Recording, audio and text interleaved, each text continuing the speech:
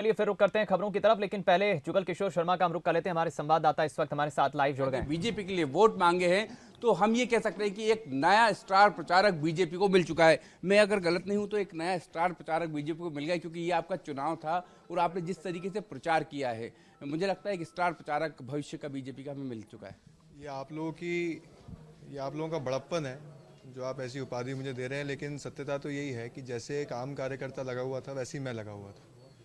अब वो मुख्यमंत्री का बेटा होने के नाते आप लोगों ने उपाधि दे दी, लेकिन दूसरे कार्यकर्ताओं की मेहनत को समझना, उनके समर्पण को प्रोत्साहित करना, ये किसी कार्तिकेय चौहान या किसी एक व्यक्ति की प्रोत्साहन से ज़्यादा होना चाहिए। सभी कार्यकर्ताओं की मेहनत थी और जो नतीजे आपने देखे हैं ये सचमुच में ये दर्शाता है कि भारतीय जनता पार्टी का संगठन कितना मजबूत है। भारतीय जनता पार्टी के कार्यकर्ता, भारतीय जनता पार्टी के कार्यकर्ताओं का मनोबल कितना मजबूत था और इसी के कारण हम लोग जीते हैं। लेकिन इसके साथ साथ आपका जो सहज और सरल स्वभाव था, जो आप आम जनता के बीच में जो कनेक्ट बना रहे थे, इसका भी हमको असर देखने को मिला है। आपको भी चाह साहब जी प्रणाम करते हैं।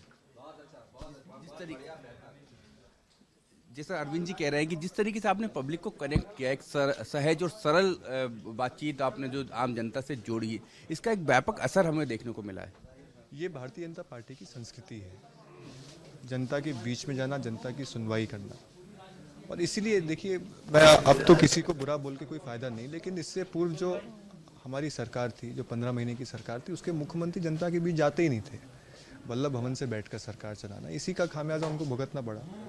लेकिन हम अब सम्मान सबका करते हैं और जनता का जो निर्णय आया है, सबसे बड़ा सम्मान तो उसका होना चाहिए। जनता ने हम पर भरोसा व्यक्त किया, इसके लिए मैं मध्य प्रदेश की जनता को धन्यवाद देना चाहता हूँ। हमें इस जिम्मेदारी का एहसास है, जो आपने हम पर जो विश्वास व्यक्त किया है, इस विश्वास को हम कभी टूटने नहीं देंगे। क्या आपको क्या लगता है कार्तिकेय जी की चुनाव एक तरफा हो गया, मतलब बीजेपी की लहर जैसा हमको देखने को मिला, जबकि दावे किए जा रहे थे कि 50-50 हो सकता है। कांग्रेस तो ये दावे कर रही थी कि 23-24 है और फिर कमलनाथ जी लौट रहे हैं।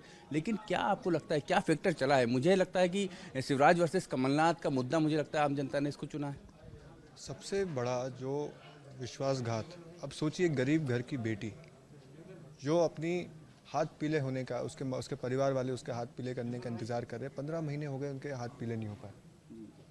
यही फैक्टर रहा, किसानों के साथ जो वादा खिलाफी हुई, युवाओं के साथ जो वादा खिलाफी हुई, यही फैक्टर रहा कि गुस्सा बन के, एक अंडरकरंट बन के इसने कांग्रेस का नुकसान किया। मेरा आखिरी सवाल है कि क्या कार्तिकेय चौहान ने इस पूरे चुनाव से क्या सीखा? क्योंकि आपके में अंदर सीखने की ललक हमेशा देखते हैं, तो इस चुनाव से आपने क्या सीखा और आगे मुझे लगता है संगठन के लिए कितना फायदेमंद होगा जो आपने सीखा है?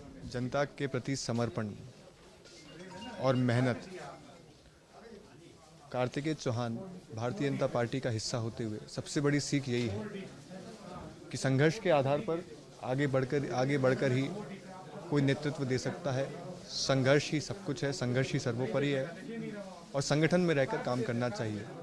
सभी प्रदेश की जनता को मैं पुनः धन्यवाद देता हूं और सभी कार्यकर्ताओं को मैं धन्यवाद देता हूं। कार्तिकेय चौहान निश्चित रूप से कह रहे हैं कि जो जनता को धन्यवाद दे रहे हैं और निश्चित रूप से जो सहज और सरल स्वभाव के साथ वो जनता के बीच में गए थे, निश्चित रूप से एक भारी सफलता बीजेपी को मिली है। और एक स्टार प्रचारक के रूप में, जैसा मैंने शुरुआत में भी कहा कि एक स्टार प्रचारक के रूप में वो एक इस पूरे चुनाव अभियान में नजर आए, कि स्टार प्रचारक के रूप में कार्तिकेय चौहान हमको नजर आए और उन्होंने सीखा है कि किस तरीके से समर्पण के साथ, किस तरीके से मेहनत के साथ चुनाव लड़ा जाता है और चुनाव जीता जाता है। कि उन्होंने आशीष खरे के साथ जुगल किशोर शर्मा।